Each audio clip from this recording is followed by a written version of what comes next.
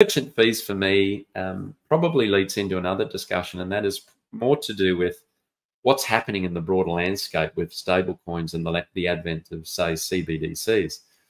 I think there's a real challenge, and it's probably there's going to be continued pressure, probably coming from regulatory environments around stablecoins more broadly, and I think that's largely to do with the fact that the traditional finance model has always charged a significant premium on transactions. And so as a consequence of that, anything that actually facilitates faster, cheaper transactions is always going to pose a threat to the traditional finance model.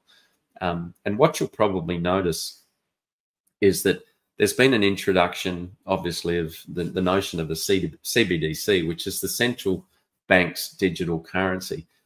What is that really? It just basically tokenizing currencies in a way that they have direct control.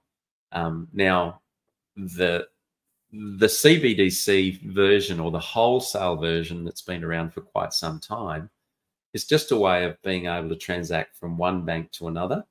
That system's been around for years, and there's never been an issue with that type of system.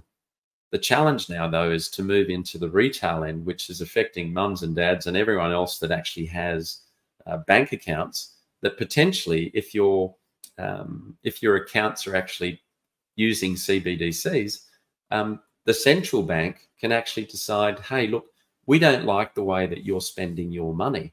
For example, you might be deciding that, hey, I want to upgrade my car, and that's consuming a lot more fuel.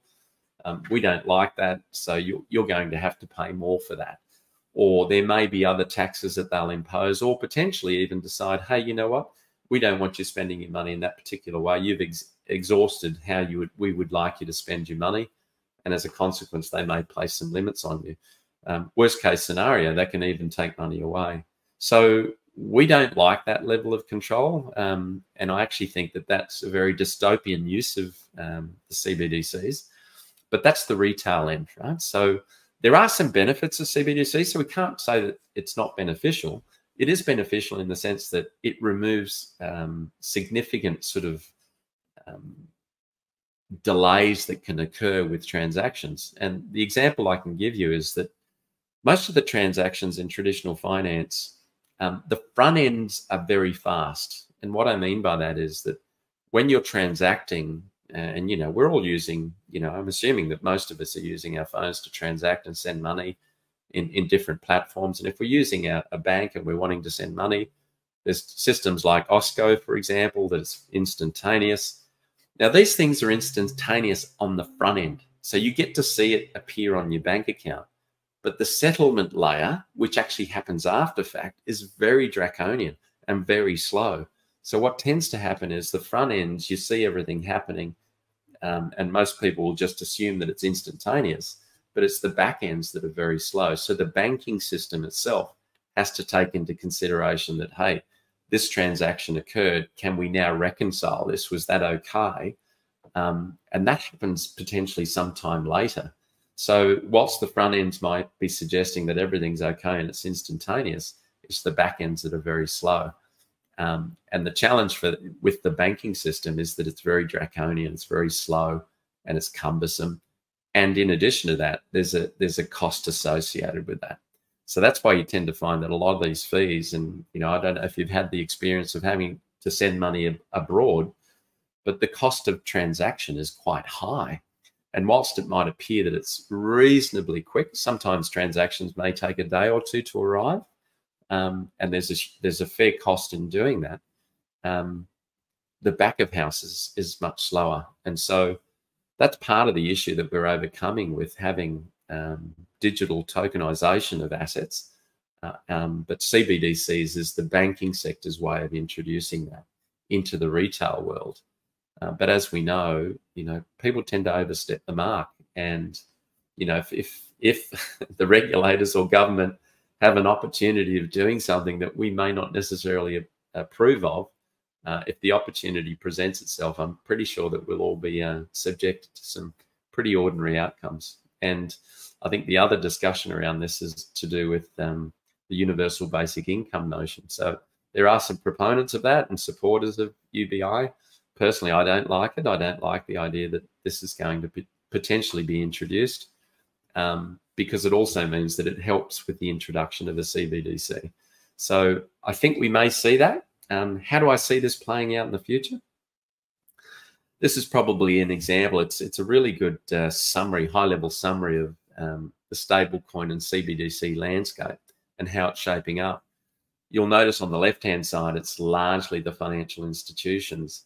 And whilst they've been making significant amounts of money in the traditional way through longer times, higher fees, that's moving away. So you can see that, you know, you've got the likes of all the stable coins coming into play. Now, the risk that the inverted commas risk that is usually put up as an issue with stable coins is the supposed systemic risk that they pose. Now, systemic in the sense that there's a concern that if they are not supported or that there's not enough collateral behind the stable coin, it could actually collapse the entire system. Well, I would argue that the whole system is built on a house of cards anyway. So you've effectively got all these central banks moving monies around, and it's a club. And so, you know, whilst they have control of that club, the introduction of stable coins disrupts that. And probably the ones feeling it the most at the moment would be the ones that are centralized, because there's an organization that can actually be approached and regulated, and, you know, a significant amount of pressure placed on to try and stymie that opportunity. The other thing to bear in mind, though, is that what we're suggesting is that there are other versions of this, which is the decentralized model, which is what we're proposing, or what we've really introduced into PulseChain. And that basically means that this is a community-run stablecoin. It's got nothing to do. There's no central party. Liquid Loans is just the facilitator of being able to provide this to the community. But ultimately what it means is the community is lending to the community, and it's using the system to facilitate that. So there's no central party. It's completely decentralized. And, you know, from our point of view, it's working really well. But having said that, that's where the issue comes in, is that there is a real risk for traditional finance, and they don't want to see this space being taken up. And you've probably noticed that there are organizations, PayPal, for example, and I think Elon Musk is making noise about providing a facilitated service this way. So in effect, they could be perhaps not using CBDCs, but using blockchain to provide that service. And where do I see it going in the long term? My feeling is that this will coexist. I don't think we'll stop CBDCs, as much as I don't particularly like them. I think it will start to come into the mainstream, even at a retail end. But when they do, they'll have to coexist with stable coins. Our preference, obviously, is to have the decentralized model that we've provided to PulseChain, and we're going to start to see more and more of that happening. But fundamentally, I think that's where it's going to head. We have to hope that the traditional merchant integrations prefer to use the blockchain decentralized models rather than just using CBDCs. I'd hate to see regulators really put so much acid on stablecoin providers to try and force them out of the market completely. But I actually think that's how we're going to evolve. And I think we will coexist. And the hope is that we coexist in the long term.